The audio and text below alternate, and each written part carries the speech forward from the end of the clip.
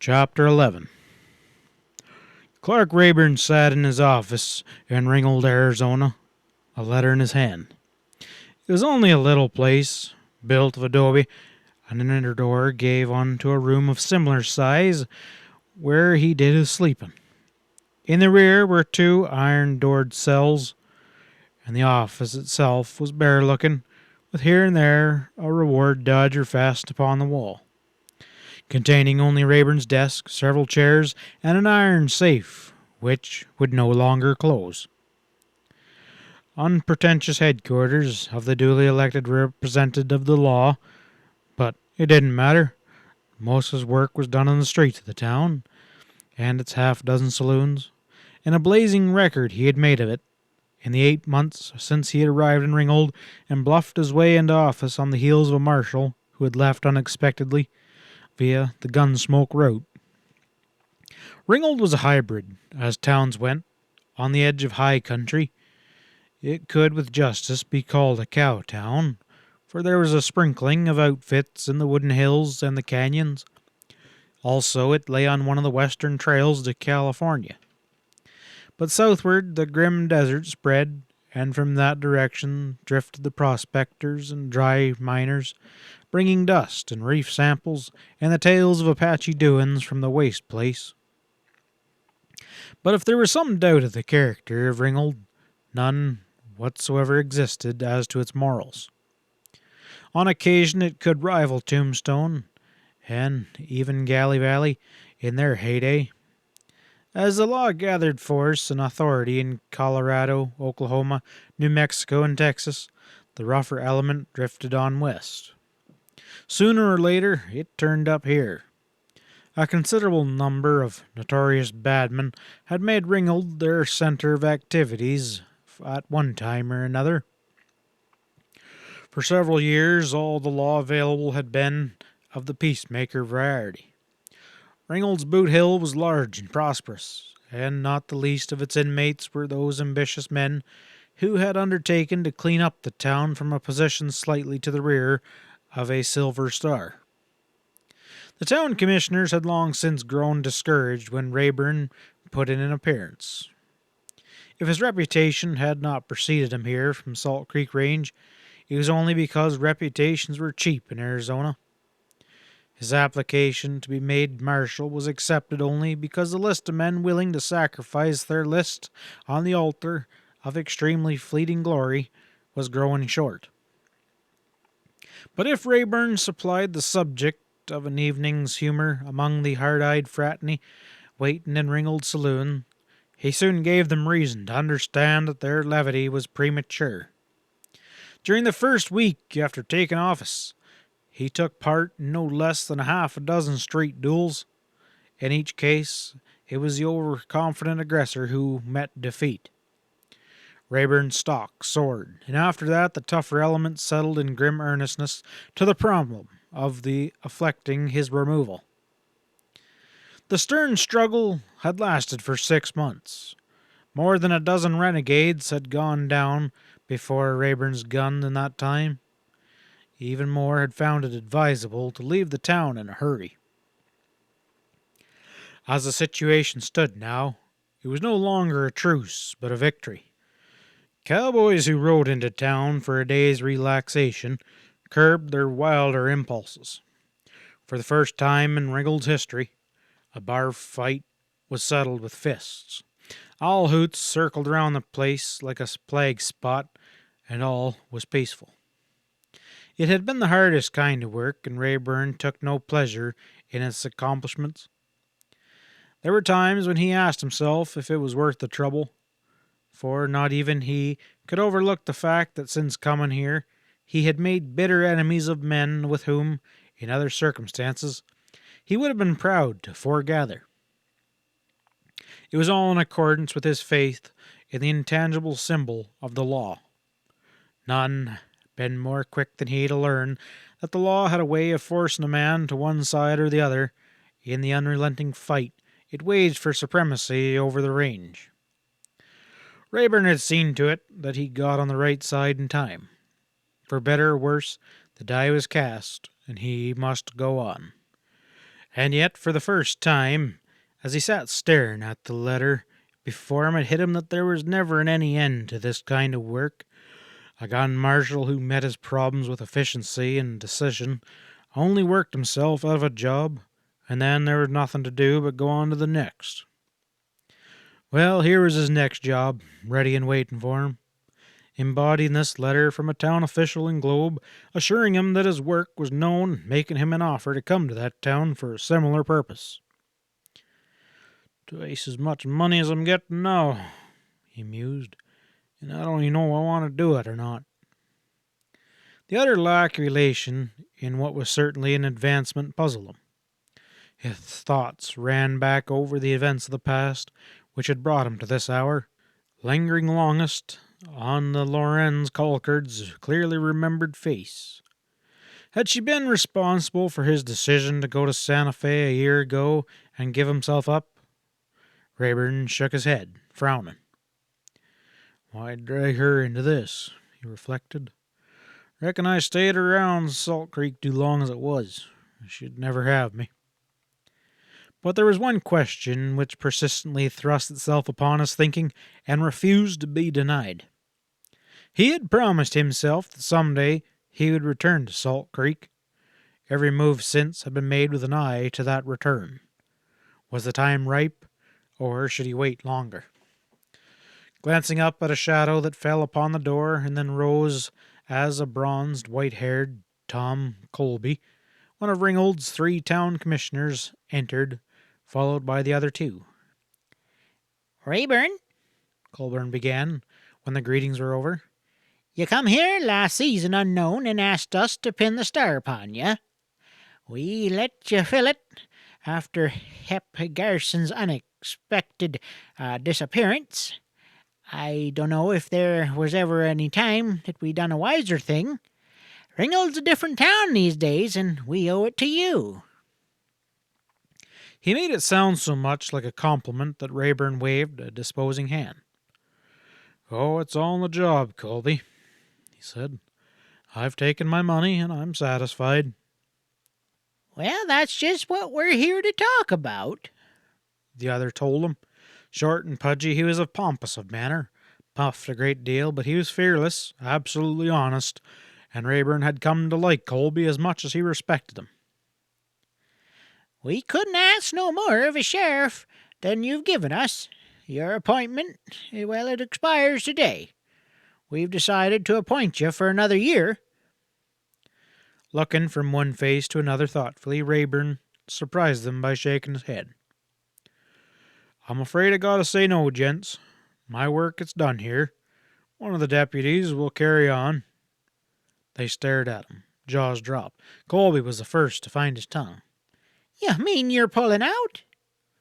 And when Rayburn nodded his assent, "Where are you heading for, Rayburn, if I'm allowed to ask?" "Well, I got an offer from Globe. I guess I'll reckon I'll accept it."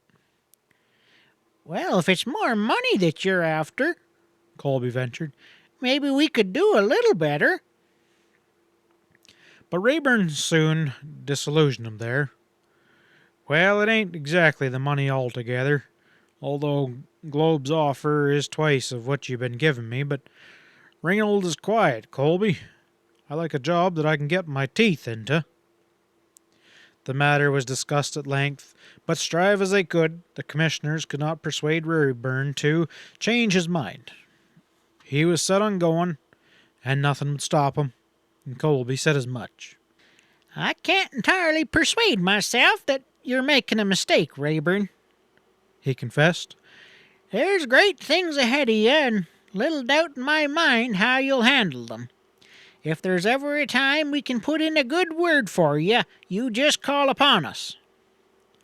A half an hour later, gathering his effects together as he made ready to pull out, Rayburn was still asking himself if he was making a mistake. "Maybe I'm going the wrong way, heading for Globe," he thought. "I ought to be taking the stage east." He was turning over the office to a deputy when the noon stage arrived, and 10 minutes later a girl stepped into the door and paused there, and Rayburn, glancing up absently, and then stiffened with surprise. "Kathy, he exclaimed. "Why in the world are you here?" Kathy's look was serene and trusting. "I came for you, Clark," she told him. The deputy glanced from one to the other, drew his own conclusions, and then headed for the door. "I'll be back later," he told Rayburn. The latter was still so amazed by the girl's appearance he had scarcely heard. "Sit down, Kathy, sit down," he said, drawing forward a chair. "Tell me what's going on." Kathy proceeded to enlighten him concerning the conditions in Salt Creek. Rayburn's mouth hardened at the knowledge that Shane and Purcell were apparently more firmly seated in the saddle than ever, and his eyes lit up at hearing Loren Collicard's name spoken, and flashed dangerously when he heard of the raid at the church. Kathy had no trouble recognizing his deep concern for the other girl. Curiously, for once, she felt no active resentment. She had given herself to the project of persuading him to return to Salt Creek, and if the wren was the best bait she could find, she planned on using it. "You say Miss Collicard came to you in effect to learn where I was?" Rayburn inquired. Kathy omitted a few of the facts of that interview in her answer. It satisfied Rayburn, however. He drank in every word in reference to Loren, and so absorbed that he failed to find it strange that Kathy was ready to satisfy his curiosity.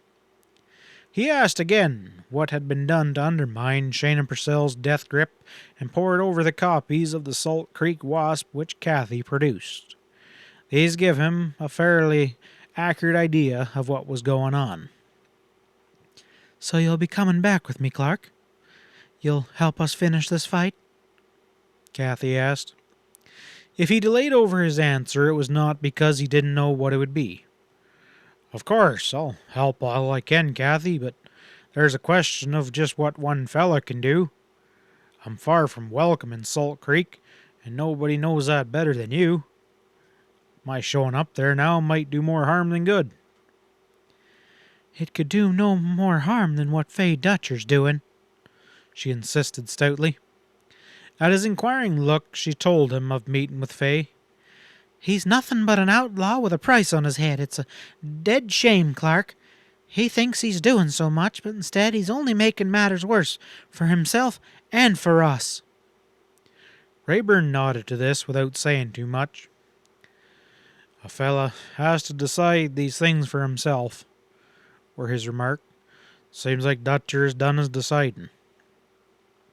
Kathy explained about Mart Ballard and the other ranchers in the hill, whose enthusiasm Landis and Reverend Collicard had found it impossible to curb.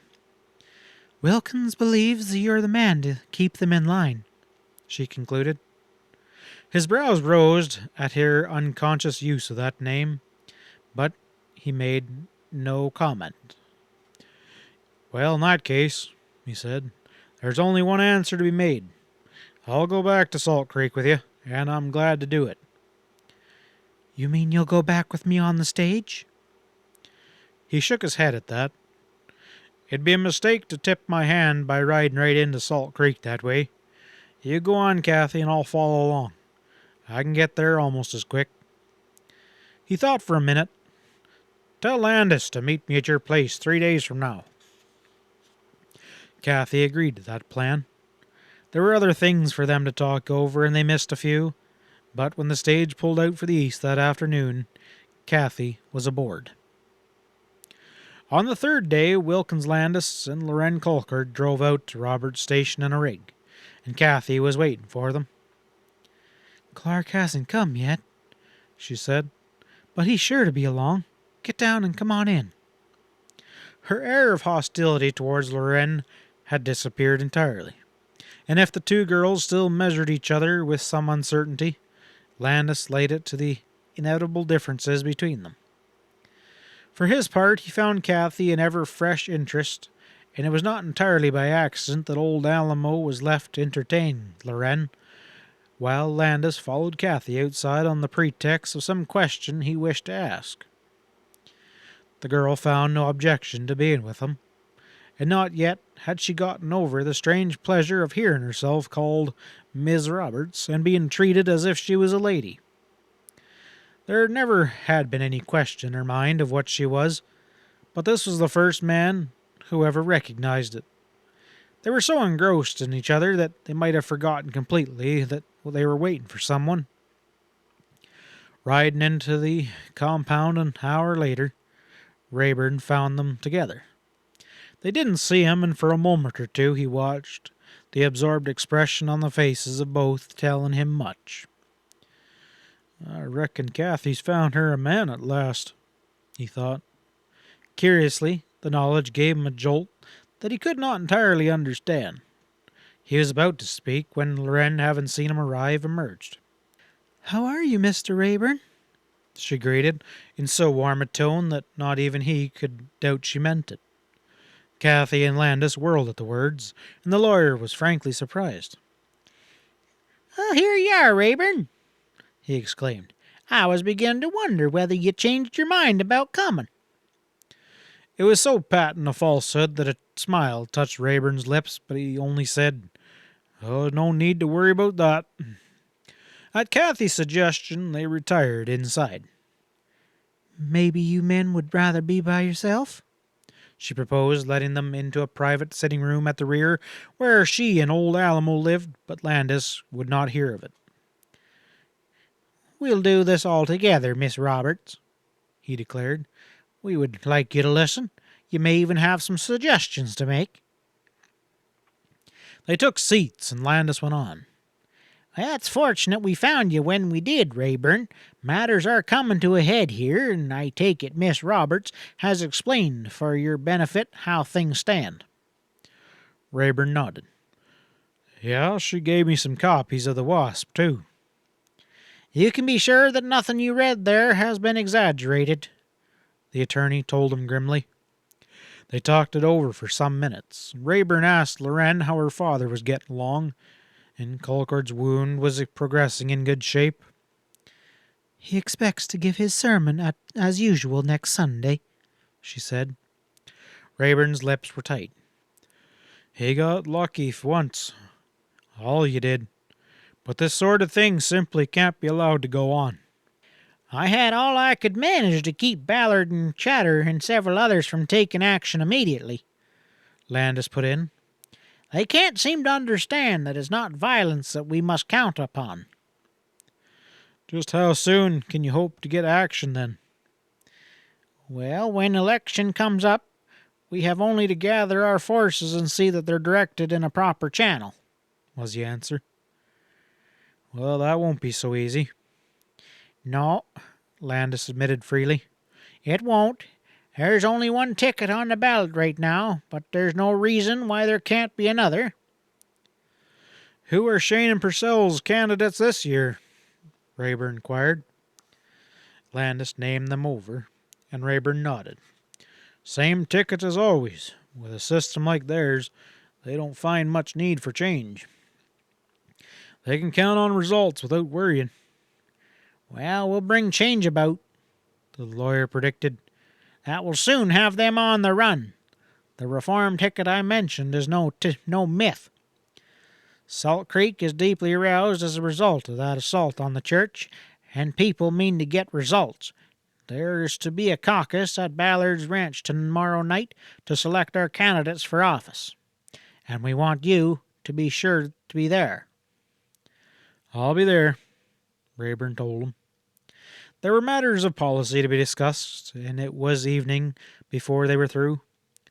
Kathy excused herself long enough to see to the details of a tasty dinner served in the private dining room where no intruder might disturb them.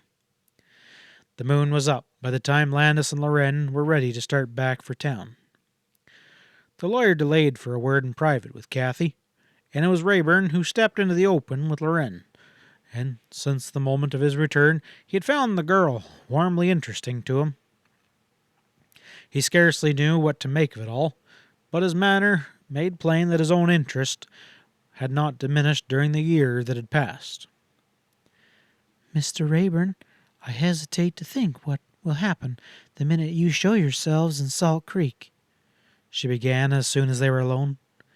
"Dan Shane men will wipe you out the first chance they can get." "Yeah, it wouldn't do to be careless," he admitted. But I could never expect anything else from that crowd. They know I'd never rest till I'm square for their murder of my brother in Cass Gunnerson, and their wounding your father can't be passed over neither. They've got plenty to answer for, but for them, Fay Dutcher would never have turned outlaw. From the way he said it, she knew it was not the least of his grievances. "But is it necessary?" she asked urgently. "All this shooting and violence and revenge? After what you've been doing, you should have a different attitude. Can't these matters be adjusted by due process of law?" A grim smile touched his mouth briefly. Seeing it, the girl felt the premonitory chill brush past. "The law will have a hand in it, all right," Rayburn said. "But Shane and Purcell will never let it go at that. Election in Salt Creek will mean a fight because they'll force it." "But there's nothing you can do to prevent it?" "Nothing but finish whatever they start," he answered tensely. "I'm ready and anxious for that. A showdown is just what I've been waiting for." End of chapter 11.